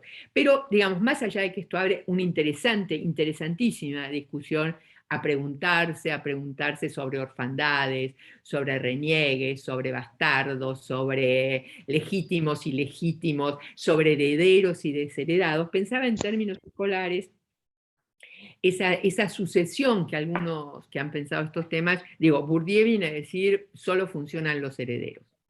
Para el sistema educativo lo que cuenta son los herederos y el sistema educativo refuerza la posición de herederos de los que ya tienen herencia, ¿no? Interesante para pensar psicoanalíticamente porque Bourdieu justamente no era un heredero, ¿no? Es decir, si hay algo que Bourdieu no era, el origen humilde de Bourdieu no lo constituía en un heredero para nada, ¿no? Después viene Baudelot y dice, y porque Bourdieu dice todo esto, dice, solo sirve para reproducir. viene Boileau y dice algo que me parece muy importante para no meter todo, no hacer todo, ¿no? Boileau dice, mira, la escuela produce todo tipo de efectos, y algunos encuentran ahí unas cosas con las que nunca hubieran podido encontrarse si no hubieran ido a la escuela. Es decir, la escuela reproduce, pero también deja una posibilidad de que alguien despliegue un camino emancipatorio. No que la escuela emancipe, porque si alguien emancipa a otro, salvo que uno sea un juez en términos de una cuestión numérica, anticipo su edad para decir que puede negociar, la emancipación es algo que se hace si uno lo hace uno. Si otro te lo da, ya no te emancipaste. Pero después vienen los herederos de Bourdieu y los herederos también de Christian Boileau, ¿no? Y dice, bueno, en realidad hay que pensar en qué situación quedan algunos donde para poder hacer algunas cosas tienen que poder decidir hacerlas sin ser instalados ni instalarse como traidores a su clase. ¿Cómo no ser un heredero que te vaya bien en la escuela y que no te registres y te registren como traidor de clase? Y esto va directo a la cuestión intergeneracional y a la cuestión de las parentalidades que Mirta traía, ¿no? Digamos, bien, simplemente esas asociaciones. En lo que trae Gima, ¿no? A propósito de, voy a tomar de todo lo que vos tomaste, a ver, la cuestión de educar en los valores, y acá me voy a hacer acompañar, voy a, digamos, traer ese acompañamiento muy, muy típico de Derrida, ¿no? Cuando Derrida trabaja, ¿no?, sobre la idea de lo que no es enseñable, ¿no? Que es también una posición, Mirta diría, de un cierto modo de ejercer la parentalidad, ¿no? Yo te voy a enseñar a vivir, dice Derrida, horror, ¿no? Solamente desde un lugar de particular autoridad, autoritarismo, alguien puede decir que le va a enseñar al otro a lo que solo se aprende entre la vida y la muerte. Es decir, nadie puede enseñarte a vivir, ¿no? Nosotros trabajamos mucho sobre ese texto de Derrida en un antiguo libro que habíamos hecho con Carlos Escría, ¿no? Y decíamos ahí, lo recuerdo porque de verdad hay cosas que he pensado en otras ocasiones que se han ido remodelando, pero esta me acompaña más, por decirlo de alguna manera. Es decir, hay cosas que son inenseñables, hay cosas que no son curricularizables, ¿no? Esto no quiere decir que ese fondo de lo inenseñable no justifique unos encuentros donde algo se enseña y algo se aprende. Pero no a vivir exactamente, porque es como la emancipación. Si yo te enseño a vivir, ¿no?, yo te voy a enseñar a vivir, ¿no?, el otro ya no tiene vida, porque está siguiendo la vida que yo le digo. No sé si logro ser clara, si no hay ahí posibilidad emancipatoria alguna, ¿no? Entonces, a mí me parece que ahí hay una, no sé, yo creo que los continentes para pensar son imprescindibles, por eso creo en los encuadres. Digo, sin encuadre no hay tarea, hay que hacer algo clásico ahí, discúlpenme, esa cuestión así de identificación, ¿no? Sin encuadre no hay trabajo. Pero creo que los continentes para pensar no deben ser cercos cognitivos. Quiero decir, tienen que tener sus porosidades, tienen que ser interpelables y eventualmente con argumentación redefinibles, ¿no? Ahora, yo creo que hay algunas cosas, yo te digo, yo personalmente, y aprecio a la gente que de verdad, digo, no es una crítica a los que sostienen esto, ¿no? Pero sería un poco, un pibe, una piba te podría decir, mirá cómo está el mundo. Acabamos de hablar del fin de época, del fracaso de los intentos de socialización, ¿no? ¿Qué valor me vas a enseñar vos que no tuviste el valor de hacer un mundo justo? Estás deslegitimado, discúlpame, ¿no? Es decir, cuando vos tengas el valor de ejercer la igualdad para que todos podamos expresarnos con igualdad, ok, ¿no? Entonces yo creo que hay cosas que uno no se tiene, mire, hay saberes que son hace mucho tiempo alguien hablaba de saberes, ¿cómo se llamaba? Refractarios a lo escolar, rebeldes a lo escolar, decían. Sí, hay saberes que no hay que hacer ingresar a la escuela, ¿no? Por ejemplo, no hace falta ir a la escuela para aprender a remontar un barrilete. Alcanza un abuelo, un hermano mayor o un vecino. La escuela está para lo que no te pueden enseñar, lo que puedes aprender por fuera de la escuela, ¿no? Y en todo caso, digo, estaría bastante embromado en estos tiempos porque una cosa es el movimiento, ¿no? Y otra cosa es como el derrumbe, para hablar en términos arendtianos de las cosas. Entonces yo creo que uno no tiene que proponerse enseñarle a vivir a nadie. Que cada uno aprende a vivir entre que nace y muere, no sin otros, y seguramente gracias a lo que ustedes saben, identificación a rasgo parcial, gracias a no inhibir, y en consecuencia habilitar, y bueno, cada uno va haciendo su vida con suerte, apreciado, respetado, acompañado, ¿no? Con otros y entre otros. Pero aprender pretender enseñar a vivir forma parte para mí de lo inenseñable. Y no quiero decir con esto que no se enseñe y que no se aprenda. Quiero decir, no entra en los códigos, digamos, de lo escolar, ¿no? Lo que dice, ¿Viviana o Diana? Viviana. ¿Cómo? Viviana. Viviana. Ok, a propósito de los tiempos a dar y de los espacios a dar, a propósito de su reflexión sobre los intersticios, ¿no? Hay un interesante, digamos, hay algunos filósofos, los filósofos llamados extramuros, extraterritoriales de la filosofía, entre los cuales Rancière, ¿no? Que trabaja sobre los archivos obreros, sobre los archivos proletarios, sobre la escritura de aquellos que ejercían oficios a los que no se imaginaba que tenían la posibilidad de volverse escritores, ¿no? Los carpinteros, los pintores, las modistas, los barrenderos. Hay una producción extraordinaria de esos sectores sociales en términos de escritura, en términos de poesía, en términos de teoría y también en términos de arte, pero en particular en términos de escritura.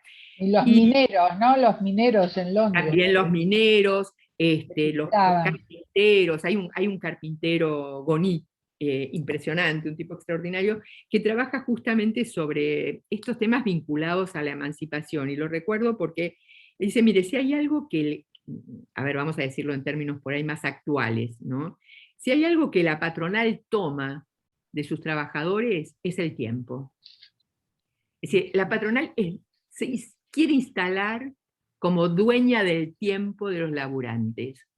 Por eso esas escrituras que ellos producían se llama La Noche de los Proletarios, que es el tiempo que esos proletarios utilizaban, ahí donde la patronal esperaba verlos rendidos, tendidos sobre sus catres. Ellos decían, no vamos a obedecer a la patronal, no vamos a quedarnos tendidos sobre los catres, aunque estemos cayéndonos de cansancio. En este rato vamos a leer, vamos a discutir, vamos a escribir, vamos a militar, ¿no?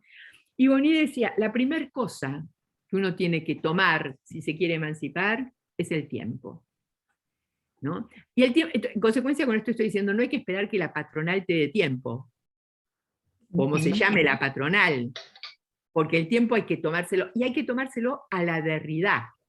Quiero decir, hay que darse lo que no se tiene, ¿no? Ese concepto del don de Derrida, ¿no? Hay don, dice Derrida, solo si doy algo que no tengo, ¿no? Y me hago un tiempo ahí donde no lo tengo, y así sucesivamente, ¿no? Entonces, me parece que lo que uno puede esperar, solicitar, hasta reclamar, si ustedes quieren, es la no censura. Es el no trabajo sistemático de denigración de los esfuerzos por pensar. Ahora, pensar no se piensa con horario, ustedes lo saben mejor que nadie, ¿no? Y no se piensa con permiso. Les doy permiso para pensar, ¿no? Entonces me parece que ahí también hay un corrimiento de un cerco que nos ha trabajado como inhibidor, ¿no? Sí. Y juntarse y me junto con quien quiera pensar conmigo, ¿no? Quien quiera leer estas líneas, quien quiera leerme las suyas, quien quiera discutirlo. Digo con esto porque estoy segura que y de hecho en muchas instituciones educativas acontece, hay un reordenamiento de los tiempos que facilita las cosas, porque también hay otras solidaridades en las tareas. Hay maneras colectivas de tomar a cargo las tareas que descompartimentalizan, qué palabra difícil elegí, ¿no? Esa división del trabajo, ¿no? Vos sos la de primero, yo soy la de segundo, vos sos la de lengua, yo soy la de geografía, vos tenés la primera hora, yo tengo la tercera, ¿no? Hoy te toca ocuparte del recreo y a mí, ¿entendés? Es decir, ha operado mucho en profundizar los clivajes, ¿no? Y me parece que hay algo que solo nos podemos habilitar nosotros. No hay tanta normativa que lo prohíba. Estamos más autoinhabilitados. No sé si logro... Y esto no quiere decir que no haya censura, que no haya obstaculización, que no hagan... En algunos lugares, en otros lo propician. Hay instituciones que tienen tradiciones de invitar al otro, como hace, piense libremente, ¿no? Y aunque esto no sea fácil, y no sea fácil al comienzo, hay instituciones que tienen esa tradición, donde se ha juntado gente que, bueno, que han querido algunas cosas. Respecto a la pregunta de Susana, es una pregunta compleja que pone en jaque y que obliga a repasar todo el archivo de la historia misma del psicoanálisis. Toda la posición freudiana, digamos, toda ¿no? Esa cuestión de, ustedes recuerdan cuando Freud decía, bueno, tan bien no nos va en el territorio de la salud, echemos unas brasas en el territorio de la educación, porque cuando acá se nos apague el fuego nos morimos de frío y de hambre. Si necesitamos cocinar, vamos a tener que ir a pedir las brasas que echamos en el territorio de la educación, ¿no? Para recuperar. Así que era un pensamiento, el de Freud, en este sentido, un poquito pirómano, en el sentido de andar por ahí, ¿no? Y un poquito complicado en el sentido de lo que depositar ahí, ¿no? Es decir, y por supuesto se desató toda esa corriente aplicacionista de resultado nefasto, y para el psicoanálisis y para la educación, porque creó subordinadas y sometimientos, no creó un diálogo entre disciplinas, ni un diálogo entre pensamientos, construyó jerarquías. Entonces, hubo, sin embargo, ya hay en la historia, y a empezar por algunos, llamémoslo, de los pioneros que inauguraron modos muy rebeldes, modos muy silvestres. Estoy pensando en Eichhorn, estoy pensando en Bernstein, estoy pensando en los primeros coloquios que traían multitudes de educadores pensando psicoanalíticamente en los países nórdicos al comienzo de la historia del psicoanálisis. Estoy pensando más recientemente, qué sé yo, en Fernand Ligny, en la mismísima Maud Manoni, digo, qué sé yo, ha habido muchas tentativas de poner en diálogo. Creo que de verdad algo, para mí, puedo estar equivocada, ustedes están mejor posicionados que yo, digamos, hay algo en el psicoanálisis que es así, es algo que es un pensamiento, es una manera de acercarse a lo aún no pensado.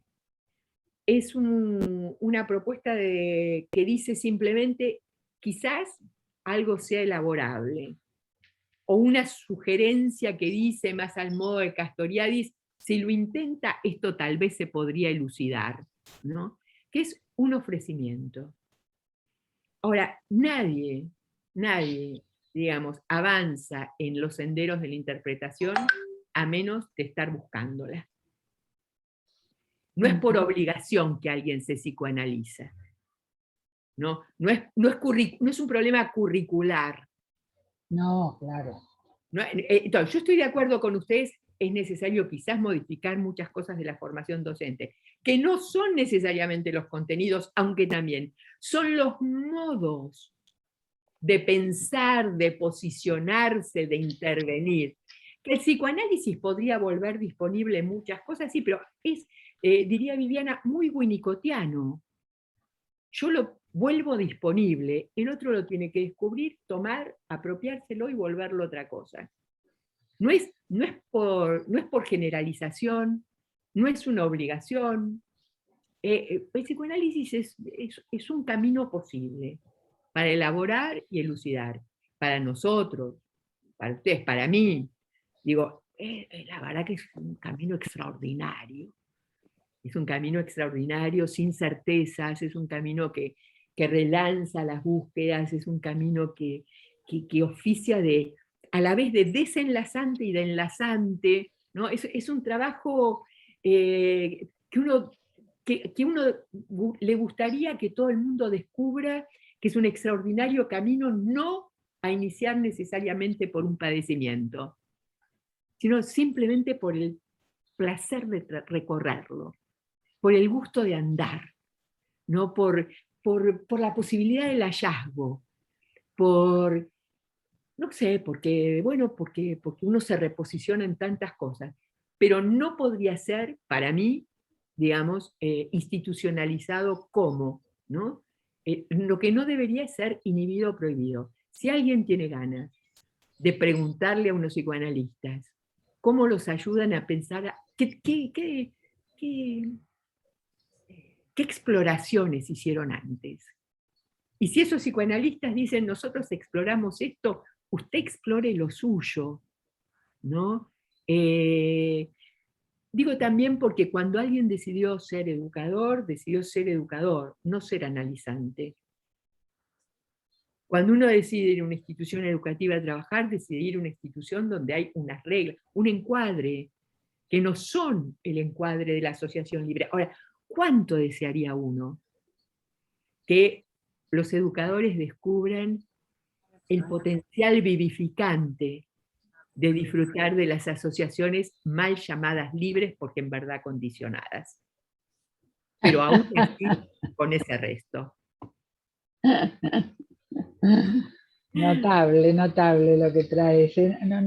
No parás de tender puentes de pensamiento. Bueno, Mariana, tenés Está Marta, que dejó un comentario, está Patricia Ninenberg y Mónica Mercadante, si puede hacer una pregunta. Hay dos comentarios de chat. El de Patricia también es comentario de chat. ¿Lo leo? Acá la que combina son ustedes, son Hilda y usted, así que lo que ustedes digan. Si vos tenés tiempo, nosotros nos quedamos. Un ratito, 5 minutos y después les digo chau. No, bueno, entonces... No, dale. Dale. Pienso que una educación examinada nos va a permitir lograr una identidad narrativa de la educación en este momento de transición de las ideas de la modernidad a la posmodernidad. Ese es el comentario. Hay un montón de infinitas gracias y de maravilloso todo lo que sucedió hoy. Y Patricia, como es bastante emotivo, me gustaría leerlo. Graciela, siento ganas de llorar de emoción y de gratitud al escucharte. Gracias por ser tan brillante. Necesitamos seguir trabajando tanto sobre la vergüenza y los miedos ante tantas cosas y ante el temor de perder las pertenencias a esos grupos que silenciosamente se deslizan en capillas todo el tiempo. Y no sé si entra Mónica o vos decidís, Hilda. Bueno, entra Mónica cortito y yo quiero decir unas palabras de cierre. Bueno, entonces más bien trato de cerrar con esto que me impactó tanto de lo que dijiste, Graciela, que la vida se está quedando sin metáforas.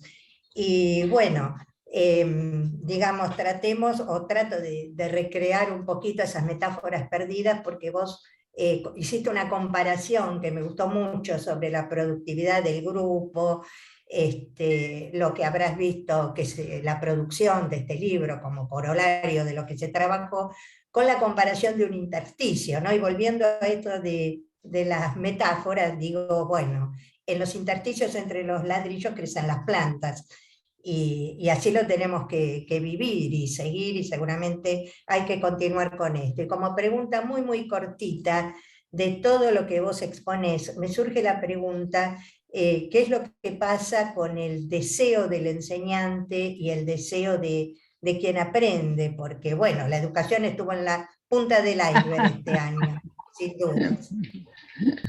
Que son temas a seguir reflexionando. Bárbaro, una palabrita sobre esto que Mónica trae, ¿me dejás, Hilda? Porque sí, a ver, ustedes encantadísimos. vieran que el concepto de deseo también fue banalizado, ¿no? Y Muchísimo. el concepto de deseo no es a ver, el deseo no es fabricable, por decirlo de alguna manera, ¿no? Y no es, sobre todo, no es pedagogizable y fundamentalmente no es didactizable. Pienso yo, puedo estar equivocada, pero dicho todo eso, quiero compartir con ustedes una expresión de un japonés que me parece al respecto una de las cosas más claras y más conmovedoras.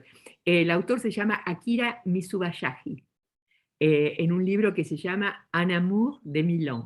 1000 ans es la traducción del nombre de pila del protagonista, ¿no? Un amor de 1000 años. Y dice, se los voy a leer primero en la lengua en la que lo leí y lo traduzco, ustedes igual pueden traducirlo. Les temps du désir et les temps de la capacité de répondre à ces désirs ne coïncident que trop rarement.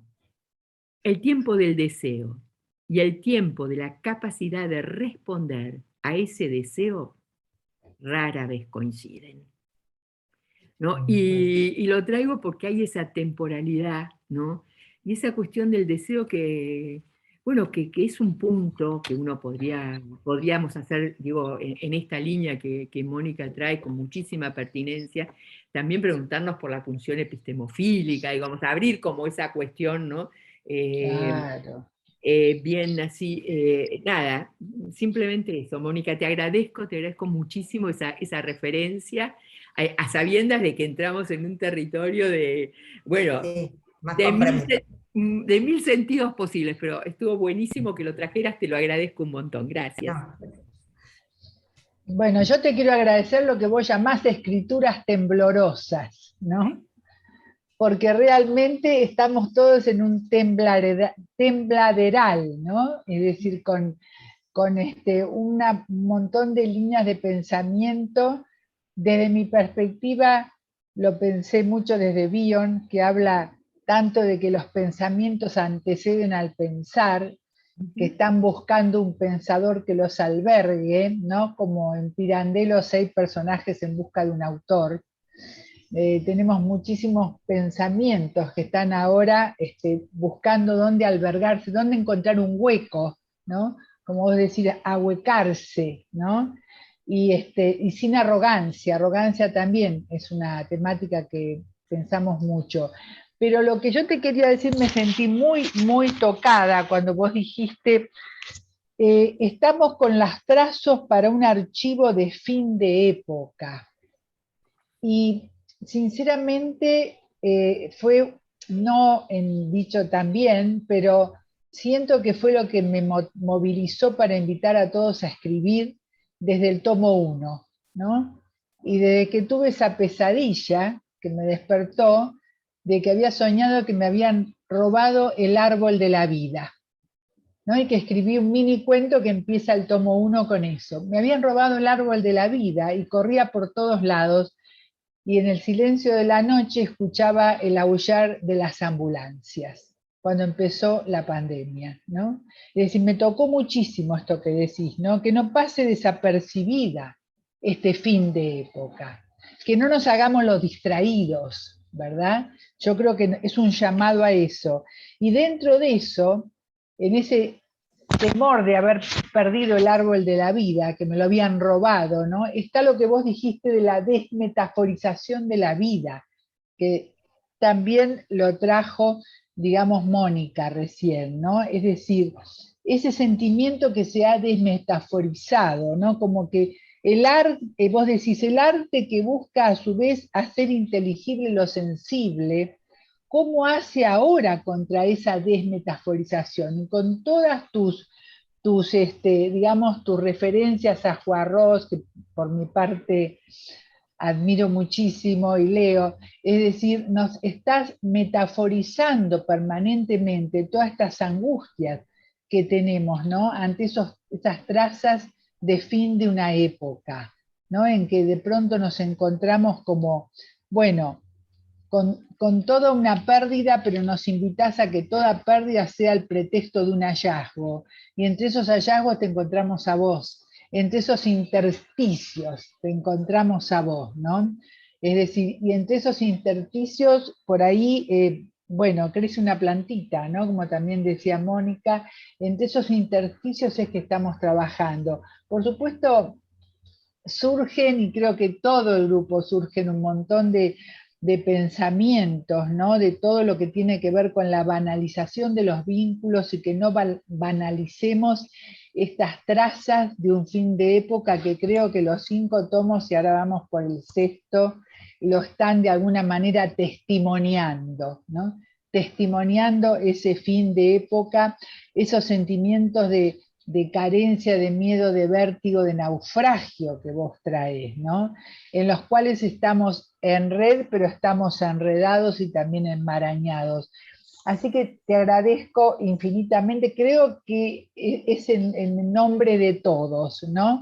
Así que ahora lo que resta, invito a aplaudirla, que se dé. Y esa desmutacización que invita, que es tan difícil decir, bueno, desmutémonos, porque Graciela nos invita a desmutearnos y a testimoniar estas trazas de fin de época, con toda la incertidumbre que tenemos y con todo, y que nunca se apague el interrogante, ¿no? Eso sí, que esté siempre presente el interrogante. Un abrazo grande. Bravo, bravo, bravo. Gracias. Desmutémonos, Gracias. Muchas gracias. Gracias. Maravilloso. Gracias, Hilda, gracias todas, gracias todos. Hasta prontito. Cariño. Las escuelas siguen en movimiento, escuelas de movimiento. Ustedes también. Sigamos trabajando. Gracias, Graciela. Hasta pronto. Gracias. Hasta muy pronto. Gracias, Hasta Silvia. muy pronto. Gracias. Chao a todos. Chao. Gracias. Adiós. Tanto para decir, escriban todo lo que quedó para decir, por favor.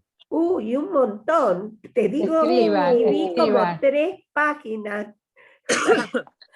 Una maravilla. Una maravilla, realmente una maravilla. No voy a desperdiciar nada de lo que decía. Yo tuve docente a Marcelo Persia en dinámica de grupo. Ah, qué fantástico. Un Y placer, Graciela ¿no? fue directora de SAP, del programa SAP de Zonas de Acción Prioritaria. Claro, y yo pertenecía a ese programa y realmente fue muy enriquecedor trabajar ahí con ella. Claro. Así que muy lindo volverla Muy lindo, a no. escuchar. Realmente. Y todos tienen como líneas de intersección con ella. Todos tenemos nuestros encuentros. Sí. Y a través de los libros. Y a través de los libros y a través del pensamiento. Ahí está Marta. ¿Qué tal, Marta, desde muy bien, Montevideo? Graciela estuvo prepandemia en nuestra facultad, en el curso, digamos, relacionado con la formación de estudiantes de grado, en el trabajo en instituciones educativas, ¿verdad? Hay toda una línea. Creo que Magdalena Filgueira fue la compañera que presidió la mesa, en la cual, fue realmente un placer realmente. Los textos de Graciela son para leer una, otra y otra vez. Una cosa que te quema la cabeza, quedas como en un estado, y esta invitación tan permanente que hace. A mí me encantó que hiciese referencia a Blecher, que hiciese referencia, digamos, también a la producción de conocimiento en la región, ¿no? Sí, claro. Les confieso que me dio como una cosita, de repente porque soy medio adolescente anarca, cuando se hace tanta referencia a los franceses, todo bien con los franceses, los primos franceses, pero en nuestra región tenemos una producción de la gran flauta, y me parece que tenemos a veces, somos medio chupamedia de la producción colonial, No, claro, digamos, ¿no? desde Rancière hasta los autores Yo que lo ella nombró, reformularía, ¿sí? yo reformularía eso, Marta, porque por ejemplo Vicky también se formó en París. Yo lo reformulo en el sentido de que podemos, digamos, podemos recibir, ahuecarnos para recibir esos conocimientos y los transformamos.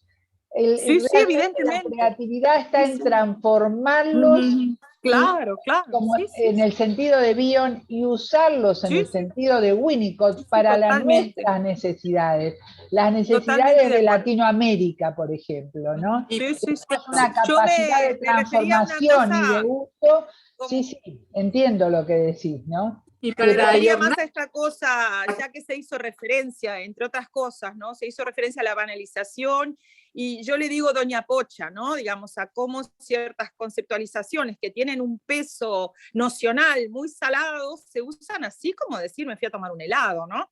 Sí, a eso refería. Muchas veces se hacen referencias, ay, Jean-Luc Nancy, no sé qué, y yo qué sé, si rascas un poco, entonces hay como una cosa de cierta pleitesía, me parece, ¿no? Pero estoy asociando libremente y haciendo un comentario muy espontáneo de mi parte. Eso tiene no que ver estoy con hablando ni del todo, ni haciendo una generalización. Dije claramente, me generó en cierto momento una cosita escuchar esto de lo referido, digamos, como a los primos, ¿no? Para mí son los primos. Tenemos una vinculación, digamos, y allá también es impresionante cómo nos escuchan, ¿no? O sea, yo estoy convencida, digamos, la gente en Europa está muy atenta a cómo venimos pensando, a cómo podemos ofrecer cosas que son realmente muy valorizadas. Pero bueno, acá estamos muchas veces, y hablo desde la experiencia, ¿no? Desde la experiencia de observación ahí en la vuelta, donde hay esta cosa como de, no sé, de hacerle así a los franceses y realmente hablar de Blecher, me parece que desde Blecher a un montón de otros autores nuestros es como, bueno, volver, es revisitar, digamos, experiencia. Estoy leyendo un texto de Saurí en este momento, que tiene 2 tomos, que es del año 60 y pico, y estoy pero fascinada realmente de leer ese texto. Pero bueno, nosotros tenemos autores de lujo, institucionalistas, como dijo ella, Blecher, Ulloa, es otro. Ulloa, por que realmente favor, aparte, no, sí, claro. Leer porque Barenblit, también nombró a Barenblit. Sí. Y no es chauvinismo, ¿eh? Y no es chauvinismo y decir, ay, nosotros. Ahora, dejemos hablar a Perú, dejemos hablar a Perú. ¿Querías decir algo, Vicky? Bueno, simplemente que la idea de cómo poner al día estos conceptos y que de todas maneras un poco que la esencia, ¿no? Reformularla y también todo el tema pues de la cultura actual que nos interpela, ¿no? Tanto lo político, lo tecnológico, las cosas de la reproducción, ¿cómo se llama? In vitro y en fin, toda esta cosa. Yo seguiría, pero ahora tengo que atender. Yo también. Me están tocando timbre. Muchas gracias. Hasta la próxima. Gracias, Elsa. Gracias, Gilda. Gracias, Gilda, por haberla invitado. Gracias. Gracias. Linda semana. Chau, chau. Hermoso.